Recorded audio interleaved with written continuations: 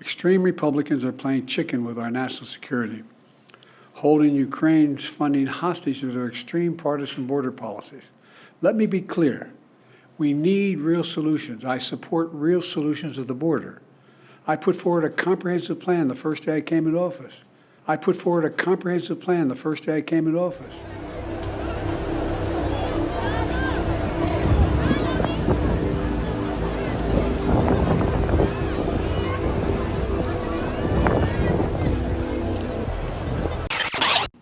I want to be very clear. Our borders are not open. We are operating within the constraints of a broken immigration system. It is my testimony that the border is secure. We are operating within the constraints of a broken immigration system. Ebbs and flows, ebbs and flows, ebbs and flows, ebbs and flows. This happens, it ebbs and flows. That's what we see at the border. Sounds to most folks like a crisis. Well, look, it's way down now. We've now gotten control. Precisely that. The border is closed. Nor could I have been clearer and continue to be so, which is the border is closed. The United States will continue to enforce our laws and secure our border. The border, we are working to make the border more secure. You're confident this border is secure? We have a secure border in that is a priority for any nation, including ours and our administration. We agree that the border is secure. We saw the president on his first day in office put forth a comprehensive immigration policy legislation, and that he did that to show how important this was, how much of a priority this was for him. That's why he put forth a comprehensive immigration reform plan legislation. The president has taken historic actions, right? Vice President Biden, as a presidential candidate in 2008, you supported the border wall, saying, unlike most Democrats, I voted for 700 miles of fence. This is what you said. Then you served as vice president in an administration that deported 3 million people, the most ever in U.S. history. Did you do anything to prevent those deportations? I mean, you've been asked this question before and refused to answer, so let me try once again. Are you prepared to say tonight that you and President Obama made a mistake about deportations? Why should Latinos trust you? What Latinos should look at is comparing this president to the president we have is outrageous, number one. We didn't lock people up in cages. We didn't separate families. We didn't do all of those things, number one. Number two, by the time this is the president who came along with the DACA program. No one had ever done that before. This is the president who sent legislation to the desk saying he wants to find a pathway for the 11 million undocumented in the United States of America.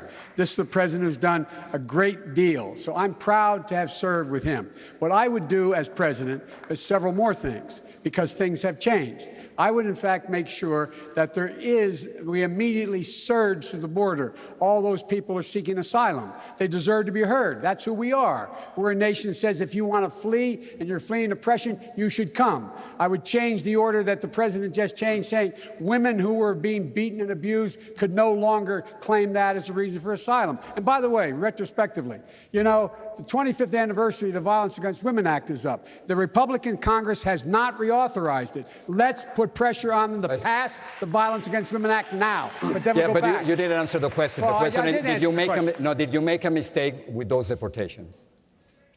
The president did the best thing that was able to be done at the time. How about you? I'm the vice president of the United States. But my problem with Vice President Biden, and Corey pointed this out last time, is every time something good about Barack Obama comes up, he says, oh, I was there. That's me too. And then every time somebody questions part of the administration that we were both part of, he says, well, that was the president. I mean, he wants to take credit for Obama's work, but not have to answer to any questions.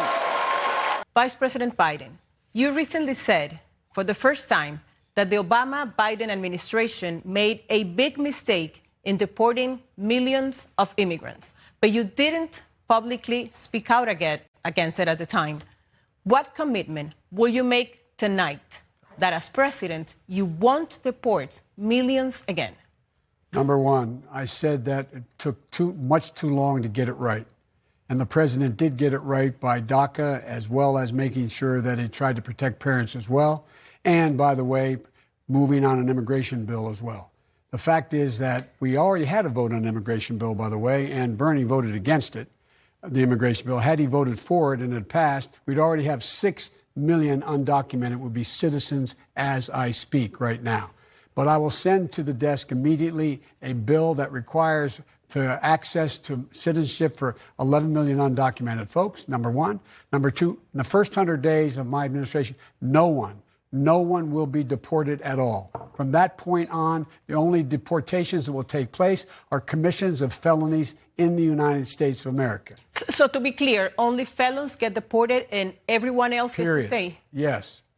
My question to you is, if an individual is living in the United States of America without documents and that is his only offense, should that person be deported? No. Depending if they committed a major crime. They should be deported.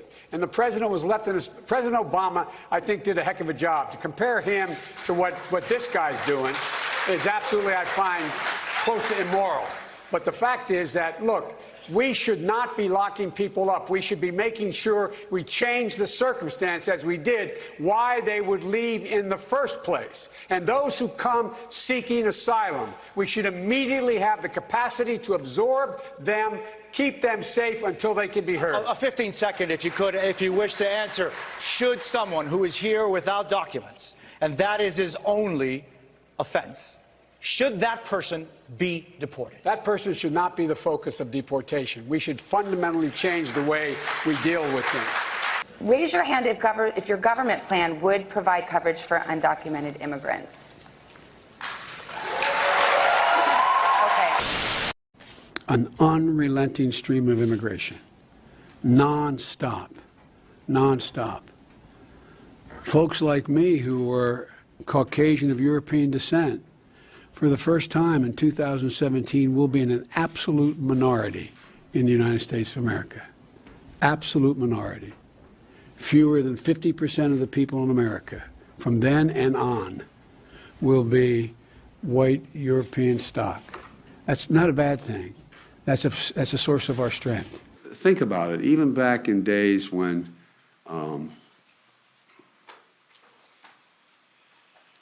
it's so easy to demagogue this issue. It's so easy to demagogue it. And you hear, a number of our friends, the MAGA Republicans, talking about, they don't even want me speaking English anymore. They want me speaking da-da-da. They're gonna take over my community, my native, they, whoever they are at the time. Do not come. Do not come.